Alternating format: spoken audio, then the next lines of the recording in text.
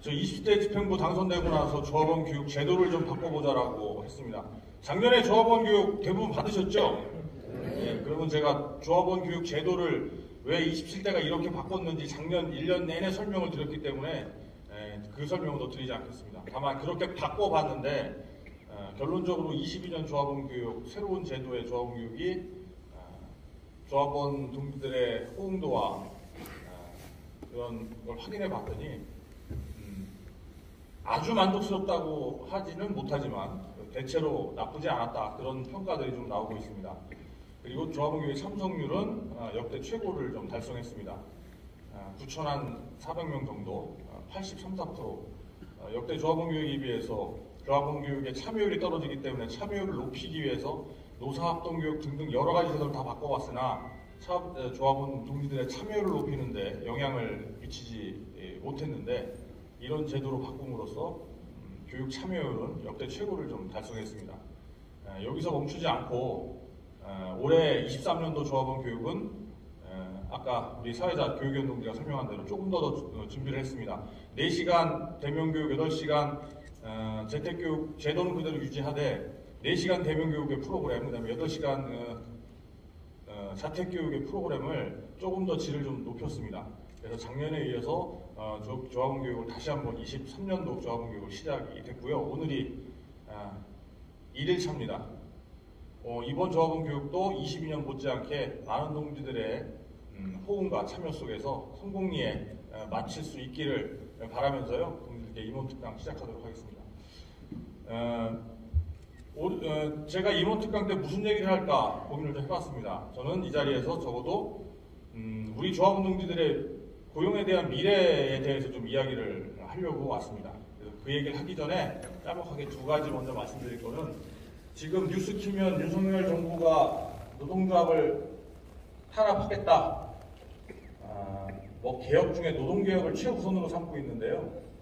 동지들도 노동조합 개혁돼야 된다는 말씀을 하시는 동지들이 있는 걸로 알고 있습니다. 노동조합은 꾸준히 개혁돼야 됩니다. 꾸준히 혁신돼야 되고요. 전 세계에서 가장 민주적이고 자주적인 단체, 그리고 가장 민주적이고 자주적이어야 될 단체는 전 세계에서 노동조합입니다.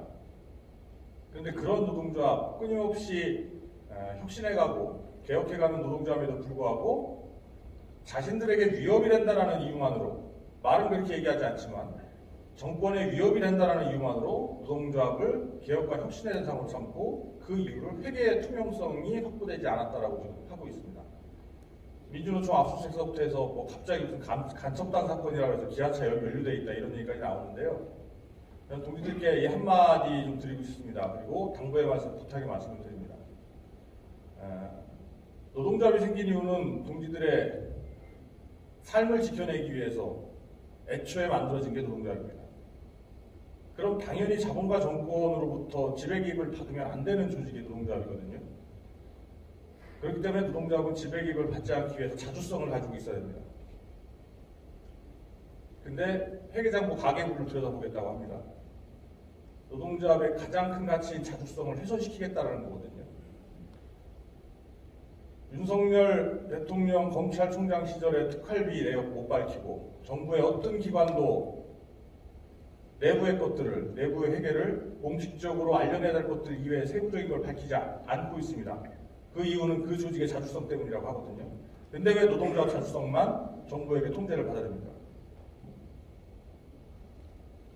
대한민국 어떤 조직이든지 간에 다 회계를 운영하는데 노동조합만큼 깨끗하고 투명하게 회계를 운영하는 조직은 어디에도 없다고 저는 자부합니다. 더러운 것들이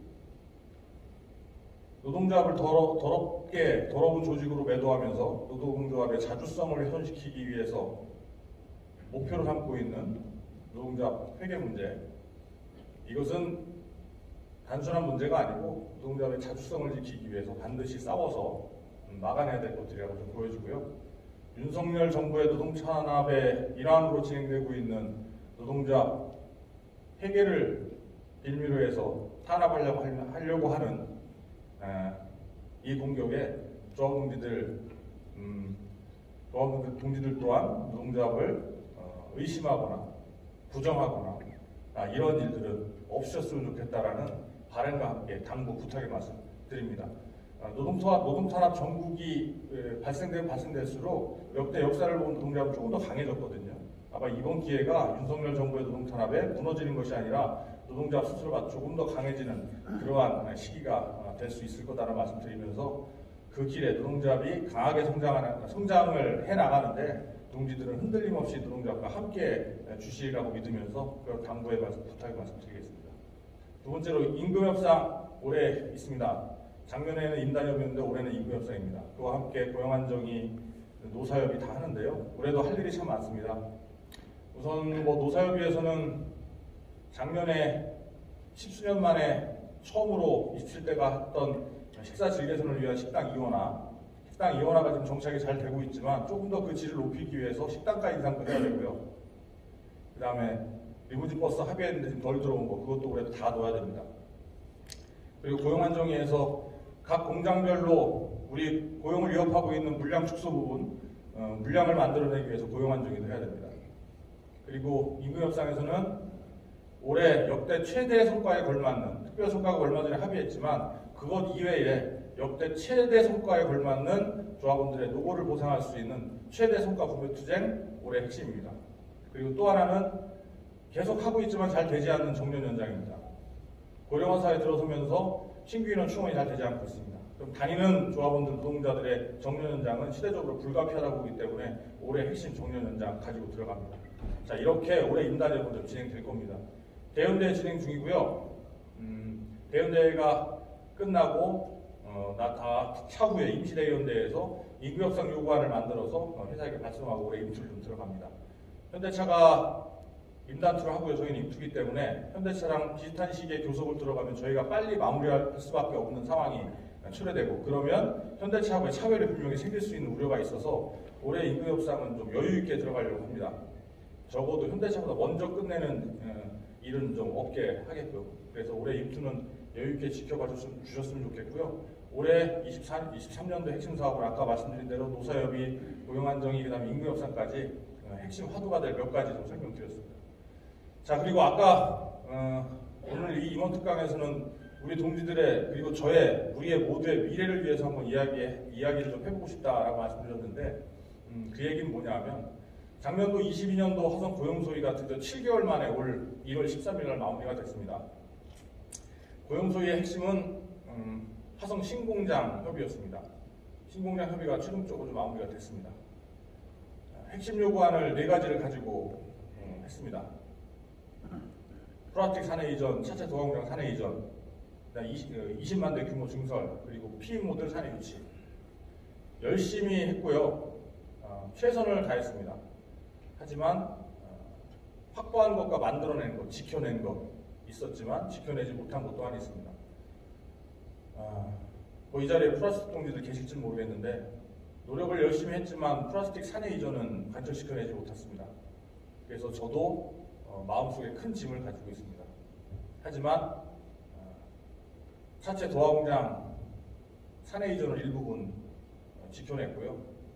그리고 회사 계획 10만 대를 20만 대 규모로 신차종 투입해서 새로운 공장을 추가 건설하는 것을 담아내서 화성 공장의 미래 일자리를 10만 대 규모 플러스 추가 10만 대를 만들어냈습니다. 그리고 전기차 시대에 엔진 변속기가 축소되고 사라지면서 이제 자동차의 심장은 엔진 변속기가 아닌 PE 모듈이 되어버렸는데요. 그 PE 모듈 다 외주로 나가 있는 거 화성 공장 내에 유치하는 것으로 최초 합의했습니다. 단순히 제가 지금 말씀드리는 것은 22년도 고용소위 니들이 했는데 그거 잘했다고 지금 자랑하는 거냐 이렇게 들리실 수 있는데 작년 고용소위의 성과를 자랑하려고 말씀드리는 게 아니고요. 이것을 통해서 우리 미래를 한번 이야기해보자라고 제가 좀 말씀드린 겁니다. 전기차 시대, 전동화 시대 들어서면서 4차 산업 변화가 맞물렸습니다. 제가 4차 산업 전기차와 관련돼서 많이 아는 전문가는 아니지만 그래도 활동하면서 뭔가 이 시대 변화에 노동조합은 어떻게 대응하는 것이 맞는 것인지 한 5, 6년 전부터 노동조합에 4차 산업 대응기구를 만들자라는 주장을 하면서 저 또한 조금 관심 깊게 좀 들여다보았습니다. 산업 변화를 역대 어떤 노동조합이든 산업 변화를 막아내거나 막은 노동조합은 없었습니다. 그만큼 큰 흐름이기 때문에. 다만 그 산업 변화의 흐름에서 노동조합이 과연 조합원들의 고용을 지켜내기 위해서 어떤 역할을 했는지는 각자 판단이 다 달랐다는 거죠. 업종별로. 그런데 자동차 완성차에서는 전기차 시대 전동화의 시대로 변화되면서 탈바꿈을 하면서 그럼 과연 우리는 어떻게 지켜낼 것이냐. 결국은 미래의 산업 유치밖에 없습니다. 그런데 기아나 현대차처럼 노동조합이 노사 의견일치 합의구조를 굳건하게 갖고 있는 노동조합이기 때문에 그런 노동조합이나 단체협약을 갖지 못한 기업의 노조보다는 조금 더 좋은 조건에 처해 있지 않았나 이런 생각을 해봅니다. 노동조합이 없거나 노동조합이 있어도 동지들의 고용에 영향을 미치는 사항이 노사 의견일치 합의구조를 갖지 못한 노동조합이었다면 산업 변화의 모든 것들을 회사가 주도했을 겁니다. 기업의 탈바꿈, 체질 개선을 회사의 계획대로 했겠죠. 그럼 거기에는 조합원들의 고용은 주가 안 됐을 겁니다. 그런데 노사 의견일치 합의구조를 굳건하게 가지고 있는 기아차 노조였기 때문에 지난번 신공장 협의를 하면서 사내 이전을 시켜내고 있는 것을 지키는 것도 중요했지만 그보다 더 중요했던 것은 새로운 것을 만드는 것을 더 중요하게 생각했습니다. 화성 신공장 협의는 PBV 공장 협의였습니다. PBV는 물류 중심의 특수 목적형 차량인데요. 자동차 산업의 한 영역을 맡게 될 겁니다. 그만큼 시장 진입을 선풍기에 빨리 해야 많이 팔고 점유율을 높일 수 있죠. 회사는 그래서 빠르게 하려고 했습니다. 회사가 이윤을 극대화시키고 기업 발전을 해놨는데 노동조합이 그걸 막아설 이유는 없습니다. 다만 그것을 막아설 수밖에 없는 상황은 바로 회사의 그런 계획들이 조합원 동지들 우리의 고용을 위협할 때 노동조합은 불가피하게 그걸 막아서까지라도 우리의 고용을 만들어내고 지키기 위한 것을 해왔던 겁니다. 그 의견일치를 하는데 7개월이 넘게 걸렸습니다. 그래서 회사가 PPV 잘 만들어 팔되 우리 고용까지도 담보되는 공장을 만들어야 되겠다고 해서 10만 대 규모로 공장 짓고 5만 대로 출발하겠다라는 것을 그렇게 해서는 화성공장의 미래 고용을 만들 수 없다. 왜냐? 소아리 광주화성 3개 공장 중에 전기차 전동화 시대에서 가장 위협받는 것은 3개 공장 각 부분 중에서도 PT 부분인데요. PT 부분을 4,000명 이상 고용을 현재 고용인력으로 갖고 있는 것이 화성입니다. 8개 부서, 소아리 2개 부서밖에 없죠. 광주는 PT가 없습니다. 결국은 3개 공장 중에 전동화 시대 4차 산업 넘어가면서 가장 고용에 취약하고 위협을 받는 공장은 화성 공장이 될 수밖에 없었습니다. PT 부분 동지들 이 자리에 많이 계시겠지만 어떤 부서는 아직도 88을 돌릴 수 있는 물량이 없습니다. 어떤 부서는 중복 투자로 인해서 어떤 부서와 물량 기관과 관련된 갈등을 빚고 있습니다. 내년이 될지 후년이 될지 아니면 3년 후가 될지 모르겠지만 지속적으로 PT 부분의 인력은 남을 겁니다. 그 남는 조합원들의 미래 일자리를 만드는데 이번 고용 소위에 집중할 수밖에 없었습니다.